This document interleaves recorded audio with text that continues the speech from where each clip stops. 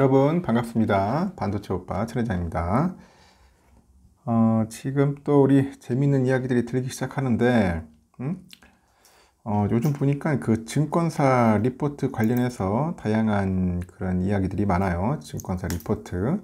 과연 증권사 리포트를 믿어야 하냐 말아야 하냐 뭐 그런 이야기들도 있습니다. 여러분들은 어떻습니까? 믿어야 합니까? 말아야 합니까? 예전에는 우리가 좀 많이 의존도 하고 참고를 했는데 참고를 하다 보면서 별로 그게 도움이 안 되더라고요. 투자를 해보면은 워낙 장난질을 많이 하다 보니까 불신까지 생겼고, 이 사진에 나와 있는 우리 배터리 아저씨들이 항상 얘기를 하지 않습니까? 이 박순혁 씨도 엄청나게 까고 있더라고요. 증권사 그 리포트에 대해서, 여의도에 대해서 상당히 반감을 갖고 있어요. 그 관련된 내용이 있어서 한번 여러분들에게 들려드릴까 합니다. 그래서 금감원이 이번에 보니까 증권사 리포트를 정조준하더라고요. 정조준을 했는데, 금감원은 지난 5일인 것 같아요. 20여 개 증권사 CEO들과 간담회를 열었어요. 그래가지고 리포트 개선 방안을 논의를 했습니다.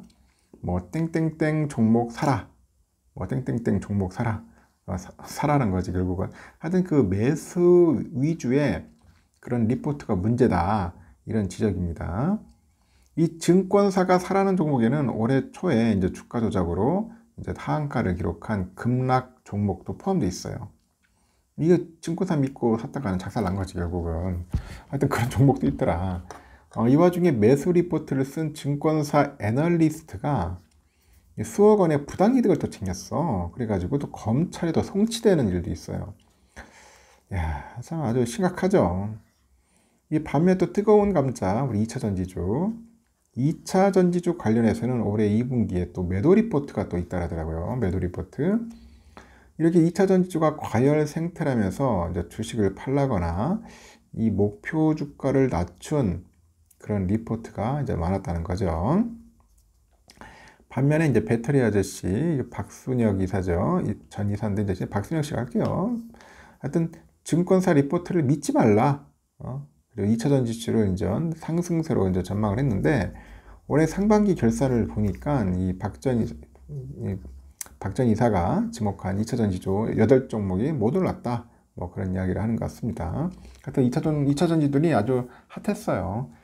에코프로는 거의 16년 만에 이제 코스닥 황제주까지 갔죠. 근데 증권사들은 억울하다, 뭐 그런 이야기를 합니다. 억울하다. 이같이 리포트를 쓸 수밖에 없는 현실적인 사정이 있다고 하는데, 그래서 금감원이 올 하반기에 이제 리포트 관련 개선 방안을 추진한다고 합니다. 그래서 그 관련된 내용과 뭐 경과, 배경, 내용, 전망, 이 문답식으로 이렇게 한번 여러분들께 이야기를 들려드릴게요. 전에 보니까 금감원이 그 함용일 부원장 주재로 해가지고 주요 증권사 CEO들과 간담회를 열었다고 하던데, 금감원 관계자가 그 업계에 안 좋은 고질적인 영업 관행을 개선해보자, 그런 취지라고 밝혔다고 합니다. 이 간담회 안건 중에 보니까 하나가 바로 증권사 리포트 관련 내용이에요. 증권사 리포트. 그동안 증권사 리포트가 땡땡땡 종목 사라는 그런 매수 리포트가 대부분이었다. 근데 금감원이 이런 매수 위주의 리포트 관행을 이제 바꾸겠다는 겁니다. 바꾸겠다, 싫다, 뭐 그런 건가? 단순히 간담회 그 하루 여는 그 수준의 일회성 행사가 아니라서 더 주목이 된다고 합니다. 앞서서 금감원이 증권사 리포트에 대해서 올해 중점 과제로 이제 정해가지고 올해 상반기부터 관련 사안을 챙겨오고 있다고 합니다. 이 리포트 관련해서 문제가 된 애널에 대해서는 뭐 검찰 입건 조치가 이뤄지고 있겠죠. 그리고 올 하반기에는 증권사 리포트 문제가 이제 부각될 전망이라고 그런 이야기들을 하고 있는 것 같아요. 하여튼 그동안 증권사 리포트가 매도 의견은 거의 안 나오고 매수 의견만 나온다는 이야기가 많았다고 하죠. 그리고 구체적으로 수치를 보니까 FN가이드에 따르면 지난 1년간 15,300개의 리포트가 나왔는데, 이 중에 매수 의견이 14,440개였다 합니다. 94.4%. 이게 매수 의견이야. 중립은 847개, 매도 의견은 9개, 비중 축소, 이건 9개랍니다. 어떤 종목에 대해서 팔라고 한 리포트가 0.05%야. 0.05%. 거의 뭐 많지가 않아요, 보니까.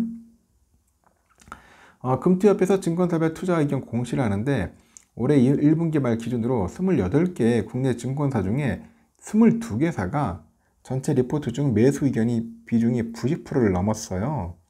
거의 사라는 거야, 다 보면은. 뭐 DS투자증권, 리딩투자증권, 부국증권, 한양증권, 여기에서는 거의 뭐 매도 리포트가 한 건도 없었다. 한 건도 없답니다. 그래서 그 함용일 부원장은 간담회에서 SG증권발 주가 조작 사태 당시에 그 CFD죠. 차익결제거래. 이 CFD 관련 주가 급락 8개 종목 중 4개만 리서치 보고서가 있고 이 가운데 3개는 모두 매수 의견뿐이었다. 이렇게 꼬집습니다. 그래서 올바른 리서치 분야 정책을 위한 그 증권업계의 문제 인식과 뭐 자정 노력이 필요하지 않냐 이제 지적을 하는 거예요. 그럼 해외 증권사도 우리나라처럼 매수 리포트가 많냐? 그렇게 물어보는데 그렇지는 않다고 합니다. 금투협회가 공시한 올해 1분기 말 기준 해외 증권사의 투자 의견 비율을 보면은 그 매수 리포트가 90%가 넘는 곳이 거의 없다고 하네요. 거기는 없어. 매수 리포트 비율이 그 메릴린치 인터내셔널 그 LLC 증권 서울지점이 53%, 그리고 골드만삭스 증권 서울지점 48%, JP모건 증권 서울지점 47.4%, 모건스탠리 인터내셔널 서울지점 36.8%랍니다. 이렇게 낮아요. 매도 리포트도 많았답니다. 메릴린치 인터내셔널 LLC 증권 서울지점 23.5%, 골드만삭스는 16.2%, JP모건 15.4%, 모건스탠리 인터내셔널 서울지점 17.9% 이렇게 좀 돼요. 이쪽은 외국 계들은 많이 되더라. 야, 그런가 보면 국내랑 너무 많이 이제 차이가 된다는 거죠. 왜 우리나라만 이렇게 유독실이 매수 리포트 비율이 높으냐? 2가지 이유가 있다고 합니다. 첫째는 매도 리포트가 투자자들 사이에서는 인기가 없어. 인기가 없다. 오히려 인기는커녕 매도 리포트를 쓰면 욕먹기 일쑤이기 때문이다. 민원이 쇄도한다. 뭐 그런 이야기를 합니다. 뭐 공매도 세력과 뭐 결탁했느냐, 뭐 그딴 식으로 밥벌이 하지 말라. 하여튼 이렇게 온 오프라인에서 항의가 쇄도를 한답니다. 항의가. 그래서 이런 상황에서 굳이 그 매도 리포트를 쓸 이유가 없다. 이제 그런 이야기를 하는 거죠. 둘째는 증권사 이익 측면에서도 그렇답니다. 사실상 증권사 리서치 센터는 돈을 버는 부서가 아니다. 이 법인 영역 부서가 돈을 벌어오는 것이죠.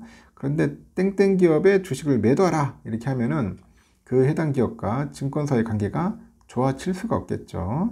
그렇기 때문에 법인 영업하는데 지장을 초래할 수밖에 없고 그렇다 보니까 증권사 내부적으로 매도 리포트를 장려하는 분위기는 아니다.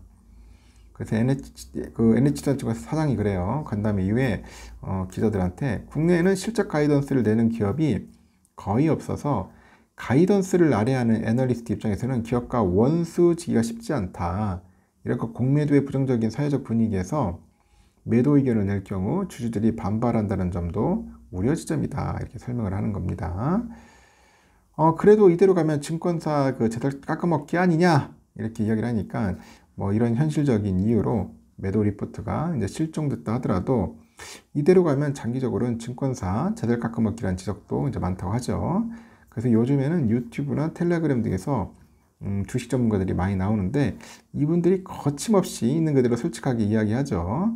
그러다 보니까 증권사는 그렇지 못하면 리포트뿐 아니라 뭐 증권사 신뢰도나 그 영향력도 이제 줄어들 수밖에 없다. 이제 그런 이야기를 하는 것 같습니다. 하여튼 이런 이유 때문에 증권사들이 계속 뭐 이렇게 매수 의견만 내고 매도 의견을 내지 못하고 이제 이런 상황이 이제 펼쳐진다는 거예요. 이어서 다음 시간에 또 전달을 하도록 하겠습니다. 꼭 들어주세요.